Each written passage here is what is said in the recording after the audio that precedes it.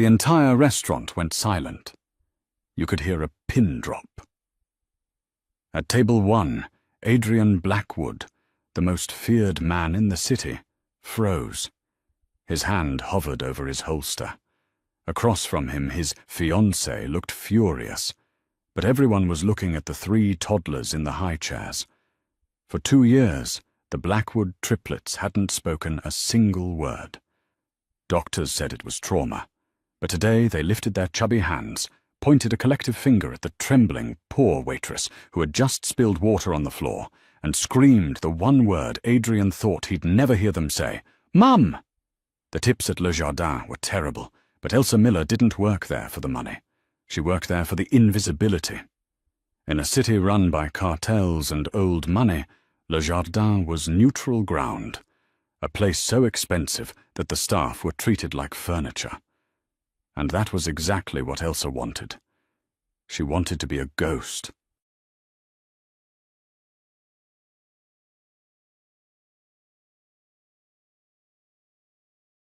At 24, she had the haunted eyes of a woman who had lived 3 lifetimes.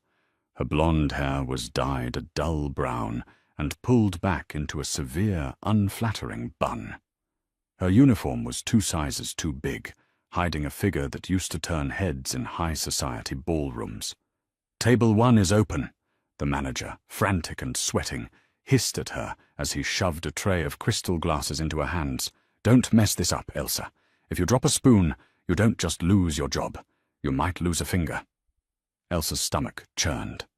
Table 1 was permanently reserved for the Blackwood family, Adrian Blackwood, the Don, the man who owned half the ports in the city and had the police commissioner on speed dial. Rumor had it his wife died in childbirth 2 years ago, leaving him with triplets and a heart made of ice.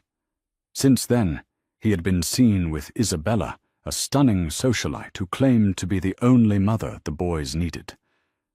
"I'll take the back section," Elsa whispered, gripping the tray. "Please, heavy crowds make me anxious."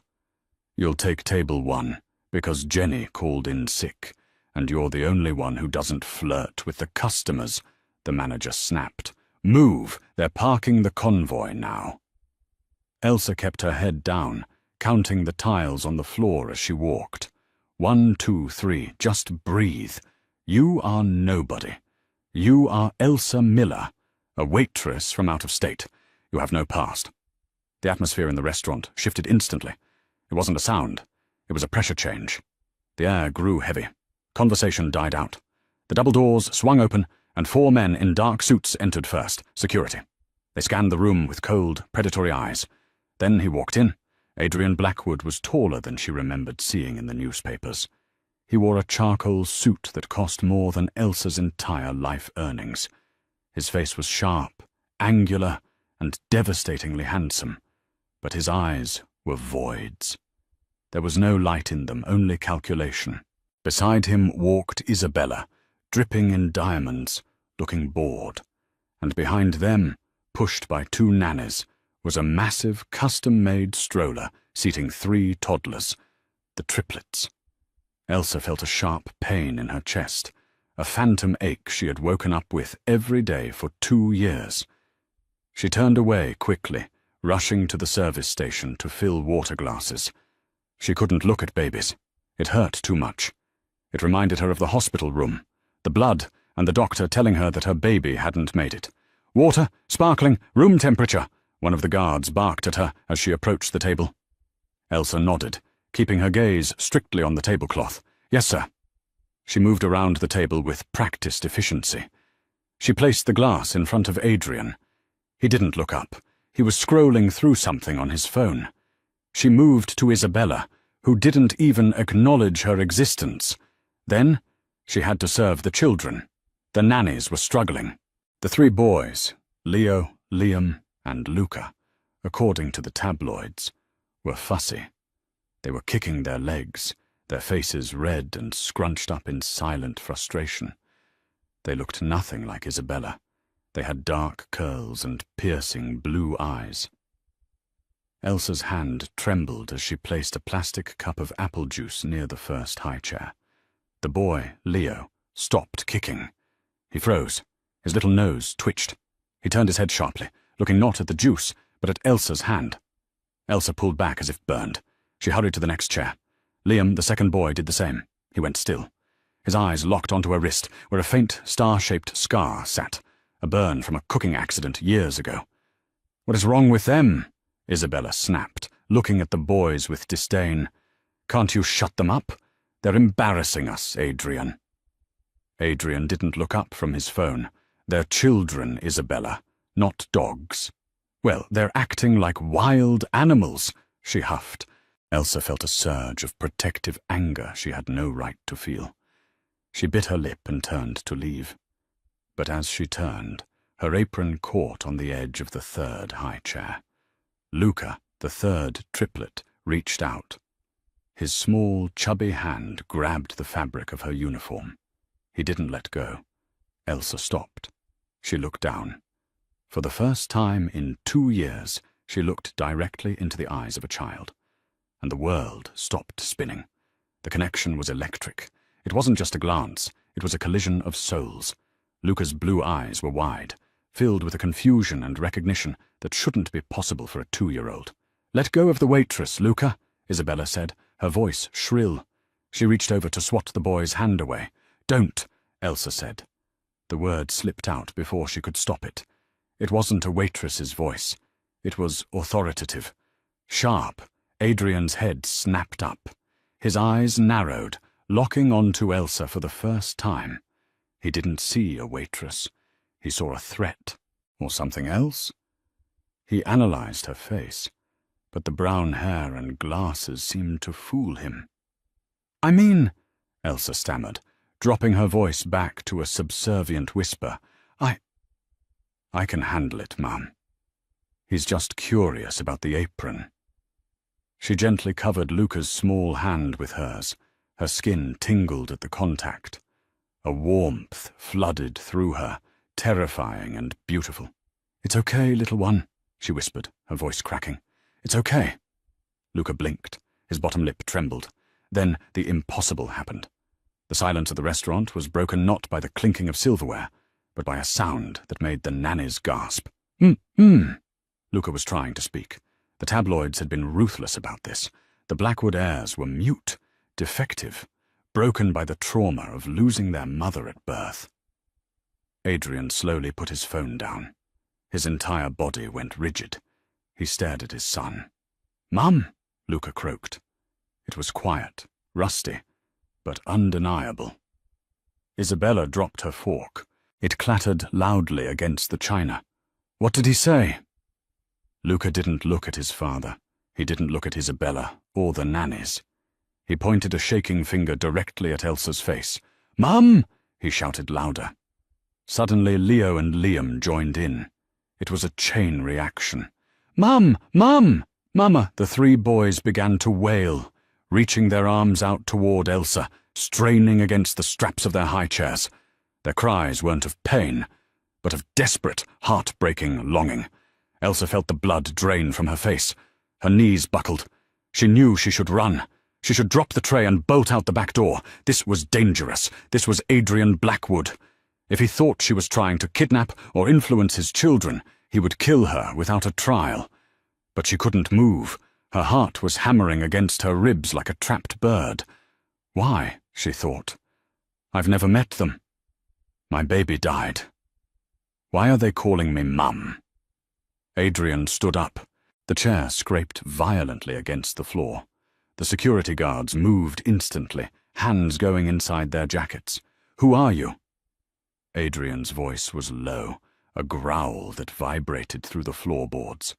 He walked around the table, looming over Elsa. Elsa backed up, hitting the service station. I'm just a waitress. I don't know why they're doing this. I swear, sir, I've never seen them before." "Liar!" Adrian hissed. He wasn't looking at her uniform. He was looking at her eyes. He reached out, his hand moving toward her face. "Adrian, sit down!" Isabella shrieked, standing up. "She probably has candy in her pocket. They're just confused brats. Don't make a scene." "Be quiet, Isabella," Adrian snapped, never breaking eye contact with Elsa. "My sons haven't spoken a word since the day they were born. And today, they call a stranger Mum. I don't believe in coincidences." He grabbed Elsa's wrist, the one with the star-shaped burned scar. When his thumb brushed over the scar tissue, Adrian flinched. His eyes widened in genuine shock. He looked from the scar to her face, searching for something beneath the bad dye job and the glasses. "Where did you get this?" he demanded, his grip tightening. A cooking accident," Elsa whimpered. "Please, you're hurting me." "Adrian, let her go." The manager came running over, looking terrified. "I apologize, Mr. Blackwood. She's new. She's clumsy. I'll fire her immediately. Get out, Elsa. Go." "She's not going anywhere," Adrian said, his voice deadly calm. He pulled Elsa closer, ignoring the wailing children who were now screaming, "Mama!" like a chant. "Take the boys to the car," Adrian ordered the nannies, his eyes still fixed on Elsa. "No!" Elsa shouted. The scream tore out of her throat. It was primal. The thought of them being taken away caused a physical pain in her gut, so severe she almost doubled over. Adrian froze. He tilted his head. "Why do you care?" I don't know," Elsa sobbed, tears finally spilling over. Don't take them. They're crying for me. Please." Adrian studied her for one agonizing second. Then he turned to his head of security. "Bring the car around. We aren't eating." He looked back at Elsa. "And you're coming with us." "What?" Isabella screamed. "Are you insane? You're bringing a waitress to the manor. She's probably a spy or a stalker." "She's coming," Adrian said with finality.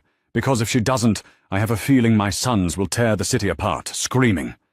He didn't wait for her to agree. He gripped her arm and marched her towards the exit, the cries of "Mama" echoing through the silent, stunned restaurant.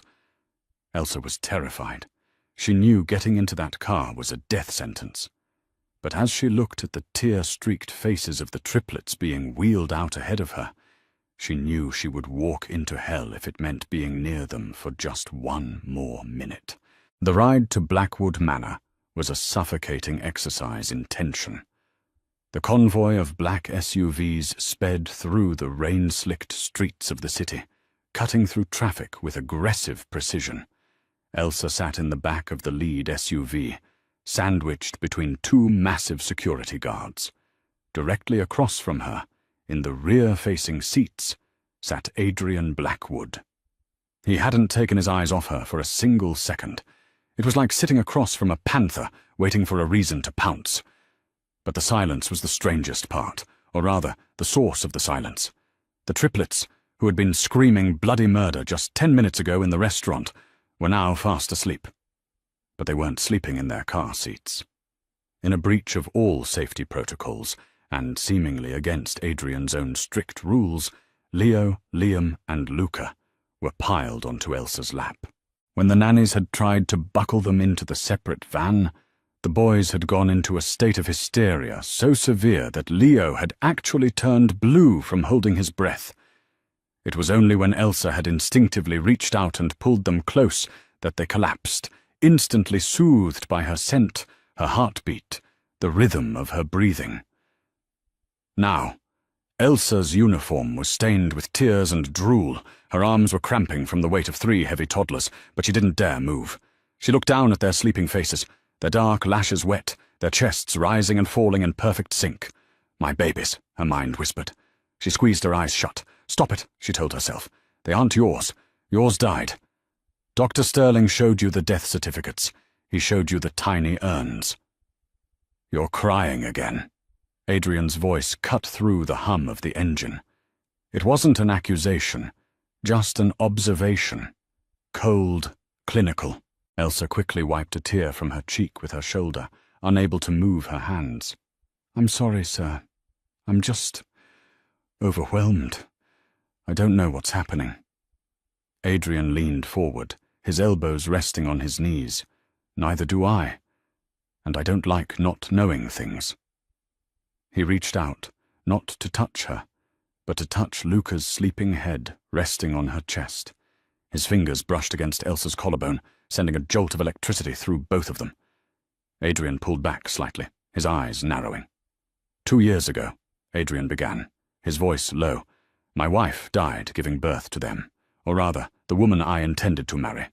We used a surrogate because of health complications. The surrogate disappeared shortly after the birth. The agency said she wanted a clean break. No contact." Elsa's heart skipped a beat. "That's sad."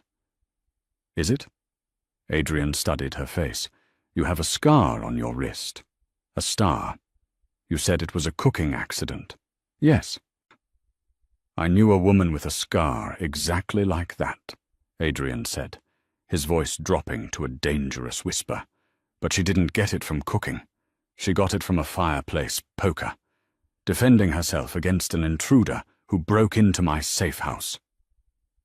Elsa felt the blood drain from her face. A flash of memory assaulted her. Heat, screaming, the smell of burning skin, a man in a ski mask, but it was gone as fast as it came, replaced by the dull fog that had clouded her brain for 2 years. I don't know what you're talking about," she stammered. "My name is Elsa Miller. I grew up in Ohio. I moved here last year." "We'll see," Adrian said. He tapped the partition window. "Rocco, how long?" 2 minutes, boss," the driver replied. "Good. Have Dr. Sterling waiting in the medical wing. And tell Isabella to stay in the guest house tonight. I don't want her near the boys." "Sir," Rocco hesitated. "Miss Isabella is already calling her father. She's claiming you've been brainwashed by a low-class servant." Adrian's jaw tightened. "Let her call the Pope for all I care. Nobody touches these boys." The car slowed as it passed through massive iron gates. Elsa peered out the tinted window. Blackwood Manor wasn't a house. It was a fortress. Stone walls, armed guards patrolling the perimeter with Rottweilers, and a driveway that seemed to go on for miles. As the car stopped, the door was wrenched open. "Don't wake them," Adrian ordered the guards, who moved to help. "She carries them." "Sir, she can't carry 3. "I can," Elsa interrupted. Adrenaline gave her strength she didn't know she had. She scooped up the tangle of sleeping limbs, shifting Leo to her hip, holding Liam against her shoulder, and cradling Luca in the crook of her arm. It was heavy, awkward, and exhausted her instantly, but she felt a fierce need to not let go. She stepped out of the car and onto the gravel. The air here smelled of pine and rain. "This way," Adrian directed, placing a hand on the small of her back to guide her. The touch felt familiar, painfully familiar. "Why do I feel like I've walked this path before?" Elsa thought. "Why do I know that the 3rd step on the porch creaks?" She stepped onto the porch. The 3rd step creaked. Elsa stumbled. Adrian caught her arm. "Careful." I knew that would happen," she whispered, staring at the wood. Before Adrian could respond, the front doors flew open. Isabella stood there, her face twisted in a mask of fury that made her beauty look grotesque. "You brought the help into the main hall?" she shrieked. "Have you lost your mind, Adrian? She smells like grease and cheap detergent." At the sound of her shrill voice, the triplets stirred.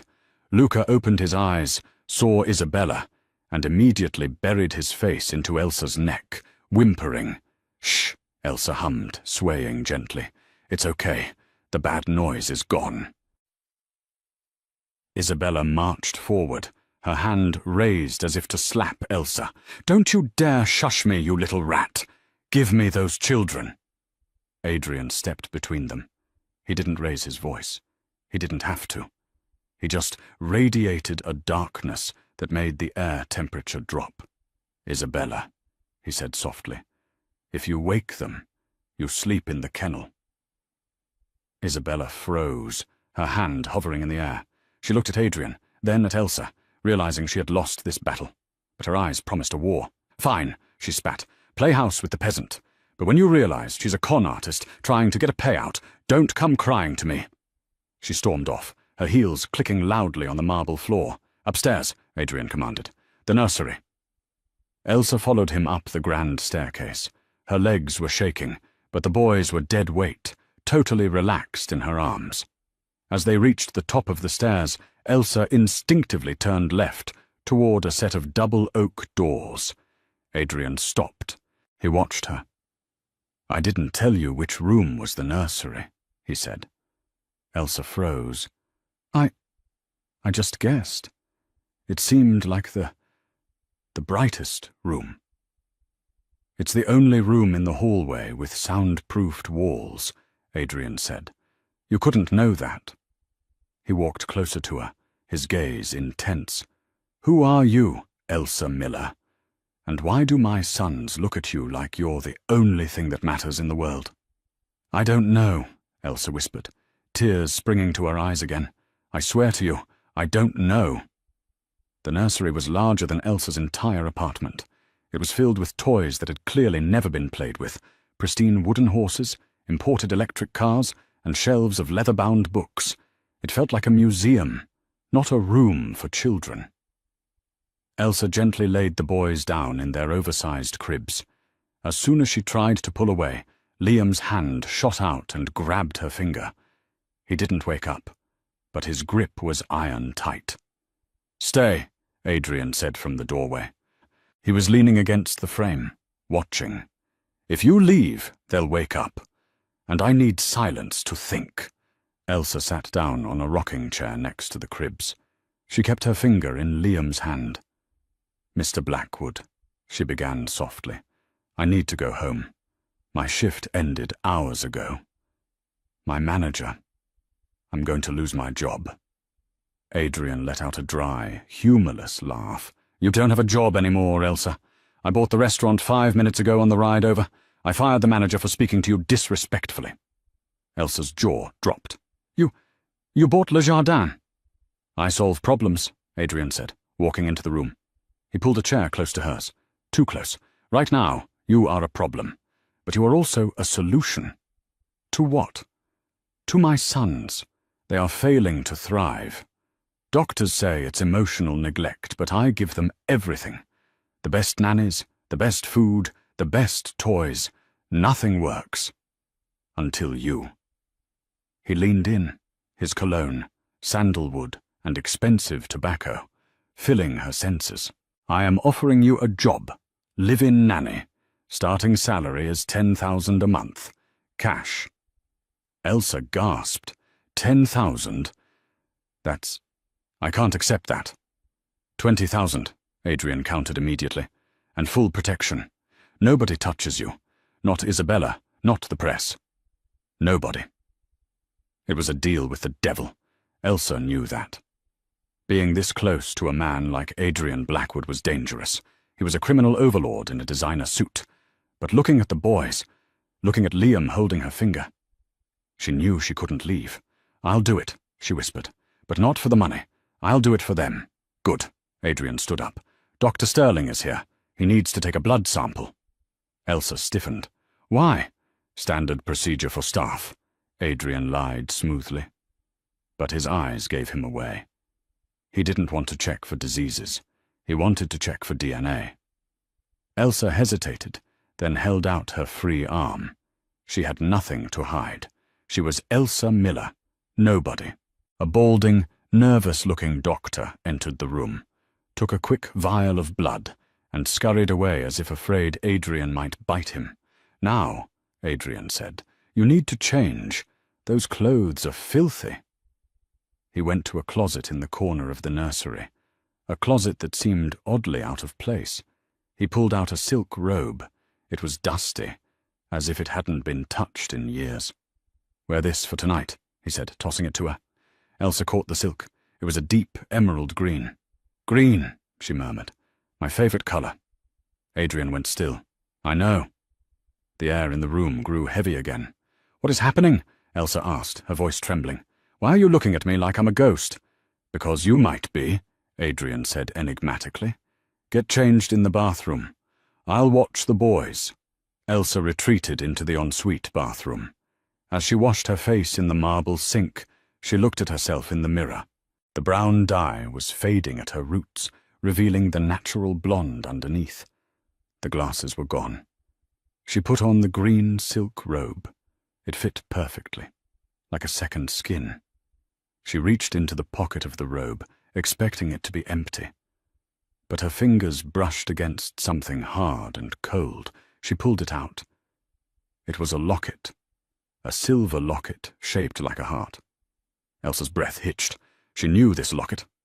But how? Her hands shaking, she pried it open. Inside was a tiny, faded photograph of a man and a woman laughing on a beach. The man was Adrian. He looked younger, happier. His eyes were full of light. And the woman— Elsa stared at the photo, then at her own reflection. The woman in the photo was blonde. She was smiling. She was beautiful, and she had a star-shaped scar on her wrist, clearly visible as she held her hand up to block the sun. Elsa dropped the locket. It hit the tile floor with a loud clink. Suddenly a headache split her skull. It wasn't just a headache, it was like a dam breaking. Images flooded her mind, violent and fast. A wedding dress, Adrian sliding a ring on her finger. I promise to protect you, Elsa. Always. A hospital room. A man in a surgical mask. Not a doctor. A killer. Boss wants the heirs, not the vessel. Get rid of her. Isabella's face, smiling cruelly. You were never good enough for him. Goodbye, Elsa. The car crash, the fire, the pain. Elsa gasped, clutching the sink for support. The memories were jagged, incomplete, but they were real. She wasn't Elsa Miller from Ohio.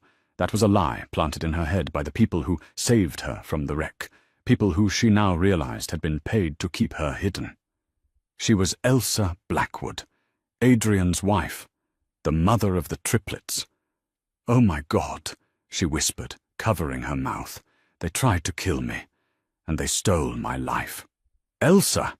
Adrian's voice came from the other side of the door. Is everything all right? Elsa panicked. She couldn't tell him. Not yet. If Isabella was involved, who else was? Was Adrian involved? Did he order the hit? Or did he think she was dead? She picked up the locket and shoved it deep into her pocket. She had to play this smart. She was in the lion's den, and she was surrounded by enemies. But she had 3 reasons to fight sleeping in the next room. She opened the door, forcing a calm expression onto her face. I'm fine, she said. Just tired? Adrian was standing by the window, looking out at the dark grounds. He turned to look at her, and for a moment his mask slipped. He looked vulnerable. That robe, he said hoarsely. It belonged to my late wife. You look remarkably like her right now. Maybe she's not as gone as you think, Elsa said, testing the waters. Adrian's expression hardened instantly. She is dead. I buried her. Do not play games with me, Elsa.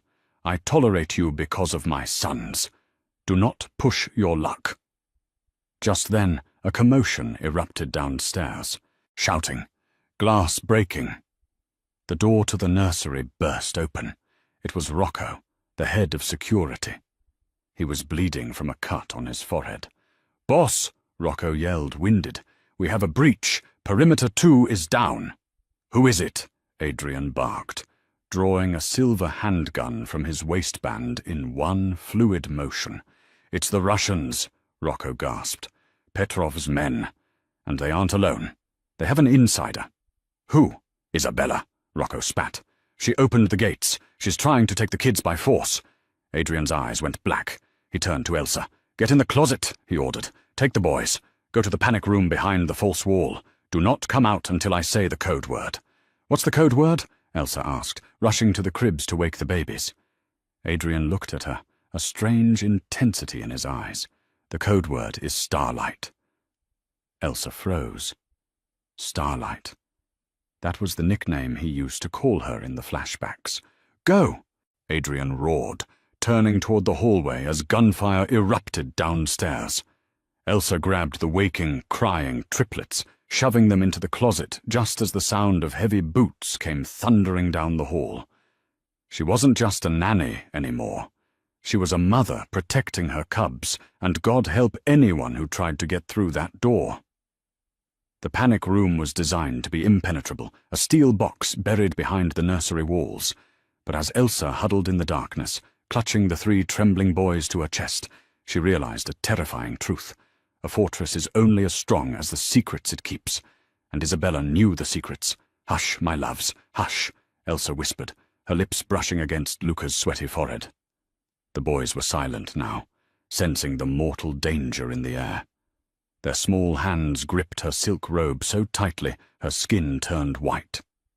Outside the hidden door, the sounds of war raged, the distinctive crack thump of suppressed gunfire, the shattering of antique vases, the guttural shouts of men dying.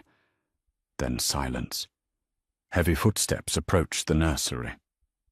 "I know you're in there," Isabella's voice drifted through the false wall. It wasn't the shrill voice of a socialite anymore. It was the cold, hard voice of a woman who had sold her soul.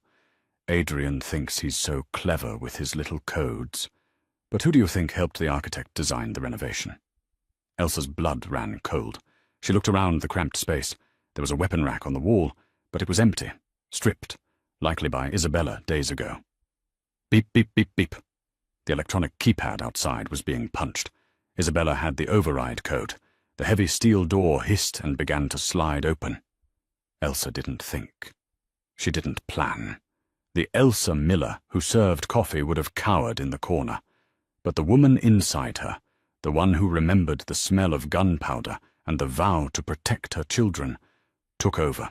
She gently pushed the boys behind a stack of supply crates. "Stay," she commanded. As the door slid open, revealing the silhouette of a massive Russian mercenary, Elsa didn't scream. She lunged. She grabbed a heavy oxygen tank from the corner of the room and swung it with the force of a desperate mother. Clang! The steel tank connected with the mercenary's knee. He roared, his leg buckling backward. He fell into the panic room, dropping his assault rifle. Elsa scrambled for the gun. Her hands moved with a terrifying familiarity. She didn't fumble. She racked the slide, checked the chamber, and leveled the weapon at the doorway. All in under 2 seconds. Isabella stood in the doorway, her jaw dropping. She was holding a smaller pistol, but she looked like she had never fired it in her life. "You—" Isabella gasped, staring at the waitress holding the rifle with military precision. "You remember." "Get away from my children," Elsa growled. Her voice was unrecognizable. It was guttural. Dangerous. "Kill her!" Isabella screamed to the hallway behind her. 2 more men rushed in. Elsa fired. Pop, pop. One man went down, clutching his shoulder. The other dove for cover behind the nursery crib. "Don't shoot the cribs!" Elsa screamed, her heart stopping. She couldn't fire back. The risk of a ricochet hitting the boys was too high. She dropped the rifle and tackled Isabella. They hit the floor hard. Isabella clawed at Elsa's face, her nails digging into the skin. But Elsa was fueled by 2 years of lost time and a mother's rage. She pinned Isabella down, grabbing her wrist and slamming it against the floor, until Isabella dropped her gun. "You stole them!" Elsa screamed, tightening her hands around Isabella's throat. "You stole my life!" "You were dead," Isabella choked out, her face turning purple. "You were supposed to be dead in the crash. I paid them to finish the job." Crash. The window of the nursery exploded inward. Rocco and 3 Blackwood security guards swung in from the roof on rappelling lines, shattering the glass. At the same time, Adrian kicked the nursery door open. He was covered in blood, not his own. He held a silver pistol in each hand. He saw the scene, the Russian mercenary groaning on the floor, the gunman behind the crib surrendering to Rocco, and Elsa, his shy, timid waitress, straddling Isabella, looking like a vengeful angel of death. "Elsa, stop!" Adrian commanded. Elsa froze. She was breathing heavily, her hands still around Isabella's neck. She looked up at Adrian. Her eyes were wild. "She knew the code!" Elsa panted. "She let them in." Adrian walked over. He didn't look at Isabella. He looked at Elsa. He saw the way she held herself. He saw the fire in her eyes. He gently placed a hand on Elsa's shoulder. "I know. Let her go. Death is too easy for her." Elsa released her grip. Isabella gasped for air, coughing violently. "Get the boys," Adrian said softly to Elsa. "Take them downstairs. It's over." Elsa scrambled up and ran to the back of the panic room.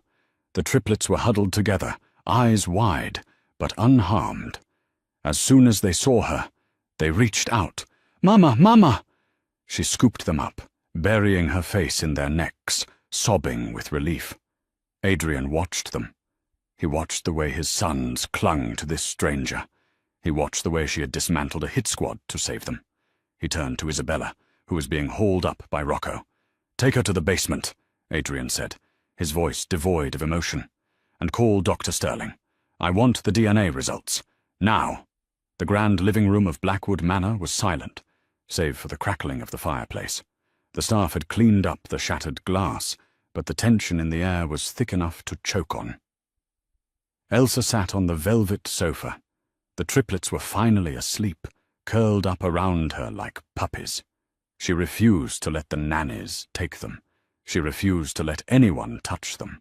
Adrian sat across from her in a leather armchair. He had cleaned up, changed his shirt, and bandaged a cut on his arm. He held a glass of whiskey, but he wasn't drinking it. He was staring at her. "Dr. Sterling is on his way down," Adrian said. "I don't need a doctor," Elsa said, her voice hollow. The adrenaline was fading, leaving her exhausted and confused. The memories were swirling, fragments of a life she couldn't quite grasp. "It's not for your health," Adrian said. "It's for the truth." The double doors opened. Dr. Sterling walked in, looking pale. He held a manila envelope in his shaking hands. "Mr. Blackwood," the doctor said, I ran the test 3 times, just to be sure." "Read it," Adrian commanded. "The maternity test," Sterling began, adjusting his glasses. "It confirms with 99.9% probability that Elsa Miller is the biological mother of Leo, Liam, and Luca Blackwood." Elsa let out a breath she didn't know she was holding. She knew it. Her heart had known it since the restaurant. "But—" Sterling hesitated. He looked terrified. "I also ran a comparison against the file we have on record. The file for the late Mrs. Blackwood." Adrian sat forward. The glass in his hand cracked under the pressure of his grip. "And—" "It's a match, sir," Sterling whispered. "Elsa Miller is Elsa Blackwood, your wife." The silence that followed was deafening. Adrian stood up slowly. The glass shards fell from his hand, whiskey dripping onto the expensive rug. He didn't seem to notice. He walked toward Elsa. He looked at her as if seeing her for the first time in 2 years. "How?" he whispered. "I buried you. I identified the body." "Did you?" Elsa asked, her memory finally sharpening into a clear picture. "Or did Isabella identify the body while you were in surgery after the crash?" Adrian stopped. His eyes widened. "I was in a coma for 3 days. Isabella handled the arrangements. She told me you were burned beyond recognition." "I woke up in a clinic in Ohio," Elsa said, tears streaming down her face. "I didn't know who I was.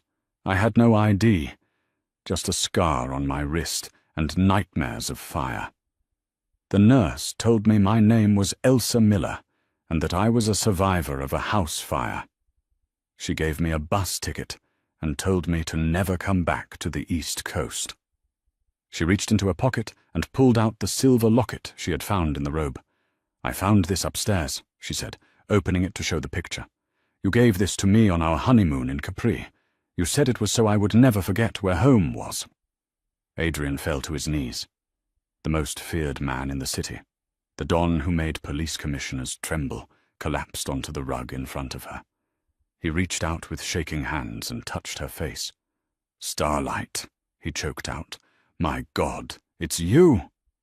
He buried his face in her lap, right next to the sleeping boys. His shoulders shook. He was weeping. Elsa hesitated for a moment. The anger was still there. Anger that he hadn't looked harder, that he had let Isabella take her place. But then she looked at the triplets. They were safe because of him. And she was home. She placed her hand on his head, running her fingers through his dark hair. "I'm here, Adrian," she whispered. "I'm here." Suddenly the doors banged open again. Rocco dragged Isabella into the room. She was disheveled, her expensive dress torn, her hands zip-tied behind her back. She looked at the scene, Adrian on his knees, Elsa holding him, and she sneered. "Oh, how touching," Isabella spat. "The reunion of the century." Adrian stood up. The vulnerability vanished instantly, replaced by a cold, demonic rage. He turned to face Isabella. "You told me she died," Adrian said. His voice was so quiet it was terrifying. "You watched me mourn. You watched my sons grow up without a mother. You drugged them to keep them quiet, didn't you? That's why they never spoke." "Oh!" Isabella laughed, a manic, broken sound. "They were defective, just like her. I did what I had to do to save the Blackwood legacy. You needed a queen, Adrian, not a charity case." "You didn't do it for the legacy," Elsa said, standing up. She carefully moved the sleeping boys to the side of the sofa. She walked toward Isabella. "You did it because you wanted him, and you knew as long as I was alive, he would never look at you." Isabella glared at her. "You're nothing. A waitress. A ghost. I am the mother of his children," Elsa said, her voice steel, "and I am the mistress of this house." She turned to Adrian. "Get her out of my sight." Adrian nodded to Rocco. "Take her to the docks. Give her to the Russians she hired. Tell Petrov he can have his refund from her inheritance." Isabella screamed as Rocco dragged her away. "No, Adrian, you can't. They'll kill me. Elsa, help me." Elsa didn't flinch. She watched the doors close, sealing Isabella's fate. The room was quiet again. Adrian walked back to Elsa. He looked at the boys, then at her. "I will spend the rest of my life making up for this," he vowed. "I will burn the world down if I have to, just to make sure you are never hurt again." "You don't need to burn the world, Adrian," Elsa said softly, leaning into his touch. "You just need to be a father." At that moment, Leo stirred on the couch. He sat up, rubbing his eyes. He looked at Adrian, then at Elsa. A sleepy smile spread across his face. "Dada," he whispered, pointing at Adrian. Then he pointed at Elsa. "Mama." And then he pointed to the space between them. "Home." 3 months had passed since the gunfire erupted in the nursery of Blackwood Manor. The seasons had turned, trading the rainy gloom of autumn for the crisp, biting cold of a New York winter. But inside the master suite, everything was warm. Elsa stood before a floor-to-ceiling mirror, framed in gold leaf. The reflection staring back at her felt like a stranger, yet also like an old friend she hadn't seen in years. The woman in the mirror wasn't Elsa Miller, the invisible waitress with the bad dye job and the trembling hands who scraped leftovers off plates at Le Jardin. This woman was Elsa Blackwood. She wore a gown of midnight blue velvet, custom-made in Milan, that draped over her curves like liquid night. The neckline was plunging, daring, but elegant. Around her neck sat a diamond necklace, heavy enough to buy a small island, the heart of the ocean, a family heirloom Adrian had retrieved from the vault the day her memory returned. But the most significant detail wasn't the jewelry or the dress. It was her left wrist. For 2 years, she had hidden the star-shaped burn scar under long sleeves and cheap bracelets, terrified that someone would ask questions she couldn't answer. Tonight, the sleeve of her gown was cut high. The scar was exposed. She had even dusted it with a faint shimmer of silver body powder. It wasn't a mark of victimization anymore. It was a badge of honor. It was the mark that had brought her sons back to her. "You're thinking about the restaurant," a deep voice rumbled from the doorway. Elsa didn't flinch. She smiled at the reflection of her husband as he walked into the room. Adrian Blackwood looked devastating in a tuxedo that fit his broad shoulders with military precision, but the cold, dead look that had defined him for 2 years was gone. In its place was a quiet, burning intensity, a look reserved only for her. "I'm thinking about the people who will be at the gala tonight," Elsa corrected him, turning around. "The same senators, the same socialites, the same business moguls who used to snap their fingers at me to refill their water. They looked through me, Adrian. To them, I was furniture." Adrian stepped closer, his presence filling the room. He reached out, his thumb tracing the line of her jaw. "They won't look through you tonight, Starlight. Tonight, they will bow. And if they don't, Rocco has instructions to escort them out, through the window." Elsa laughed, a genuine bell-like sound that had been absent from this house for too long. "Let's try to avoid defenestration before the appetizers, shall we?" "No promises." Adrian kissed her forehead, then pulled back, his expression turning serious. Rocco called. He just got back from the trip. The air in the room shifted. The temperature seemed to drop. "Is it done?" Elsa asked softly. Adrian walked over to the fireplace, where a small stack of documents was waiting. He picked up a photograph and handed it to Elsa. It was a grainy, zoomed-in picture taken from a distance. It showed a frozen, grey landscape, a fish processing plant in the deepest, most desolate part of Siberia.